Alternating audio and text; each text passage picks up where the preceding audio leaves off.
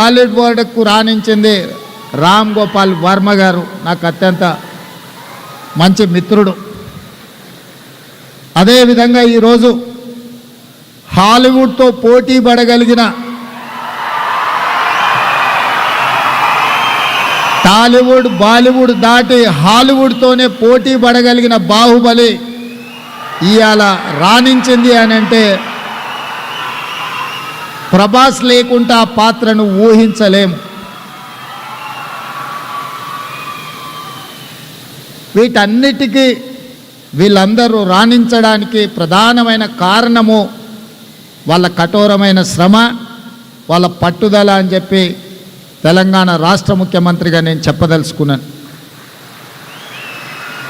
అదేవిధంగా తెలంగాణ రాష్ట్రంలో ఉన్న అత్యంత ప్రధానమైన పరిశ్రమ నిజాం చక్కెర కర్మాగారం.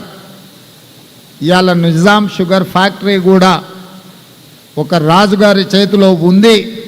మళ్ళీ దాన్ని పునఃప్రారంభించడానికి ప్రభుత్వం వైపు నుంచి సంపూర్ణ సహకారాన్ని అందించి గత 10-12 సంవత్సరాల నుంచి ఉన్న కొట్టుమిట్టాడుతున్న ఒక సమస్యగా ఉన్న నిజాం షుగర్ ఫ్యాక్టరీ సమస్యను కూడా ఈరోజు మా ప్రభుత్వం పరిష్కరించి మీ మీద ఉన్న విశ్వాసంతో ఈరోజు ఆ షుగర్ ఫ్యాక్టరీని తిరిగి ప్రారంభించి ముందుకు తీసుకువెళ్ళాలి అని చెప్పి మా ప్రభుత్వం నిర్ణయం తీసుకున్నది.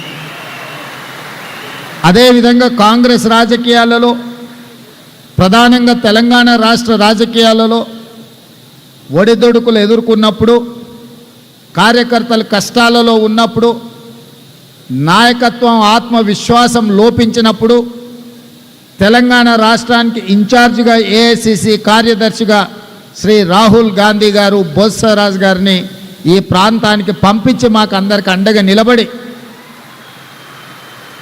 వారి 50 సంవత్సరాల అనుభవాన్ని ఉపయోగించి నాయకులను సమన్వయం చేస్తూ పార్టీని ముందుకు నడిపించి ఇవాళ కాంగ్రెస్ పార్టీ అధికారంలోకి రావడానికి అత్యంత క్రియాశీలక పాత్ర పోషించింది మా పెద్దలు బొత్సరాజు గారు అని నేను ఈ సందర్భంగా చెప్పదలుచుకున్నా. మీకు తెలియని ఒక విషయాన్ని కూడా నేను ఇక్కడ ప్రస్తావించదలుచుకున్నా. కర్ణాటక రాష్ట్రంలో ఎన్నికల సందర్భంగా టికెట్ల పంపిణీ విషయంలో అక్కడ ఉండే పరిస్థితులు, సామాజిక వర్గాల యొక్క ప్రాతినిధ్యంలో 100% బొత్సరాజు గారు గెలవగలిగిన సీటు వారికి ఇవ్వలేకపోయినారు.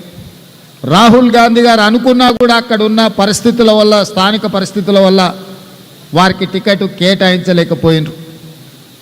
ఇతరులకు కేటాయించిన ఆ అభ్యర్థికి అవసరమైన అన్ని మంచి చెడ్డలు, నా ఉద్దేశంలో మంచి చెడ్డలు అంటే మీకు అర్థం అయి ఉంటుంది, అన్నీ వారే చూసుకొని నిబద్ధతతోని పార్టీ గెలుపు కోసం వారు పనిచేసింది. 135 సీట్లతోని అత్యధిక మెజారిటీతోని కర్ణాటక రాష్ట్రంలో ప్రభుత్వం ఏర్పడ్డది. ప్రభుత్వం ఏర్పడ్డ తర్వాత ఢిల్లీలో పెద్దల దగ్గర మంత్రివర్గ కూర్పు విషయంలో పెద్దలు సిద్ధరామయ్య గారు ఆయన లిస్ట్ ఇచ్చిండ్రు. పిసిసి అధ్యక్షుడు మా సోదరుడు డికే శివకుమార్ గారు వారి లిస్ట్ ఇచ్చిండ్రు. ఇది నా గ్రూపు, ఇది నా గ్రూపు అని 2 గ్రూపుల మొత్తం లిస్టు పార్టీ ముందల పెట్టిండ్రు. వాటిని చూసి రాహుల్ గాంధీ గారు నా గ్రూపు కూడా మంత్రి కావాలి కదా అని బొత్సరాజు గారి పేరు రాహుల్ గాంధీ గారు రాసింది.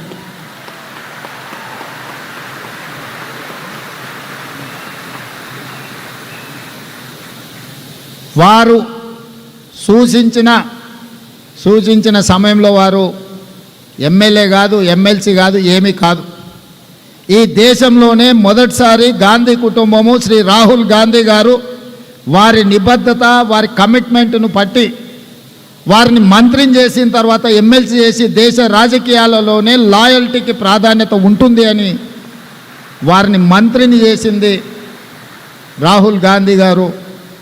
అదేవిధంగా భూపతిరాజు శ్రీనివాస్ వర్మ, నేను చెప్పాల్సిన అవసరం లేదు.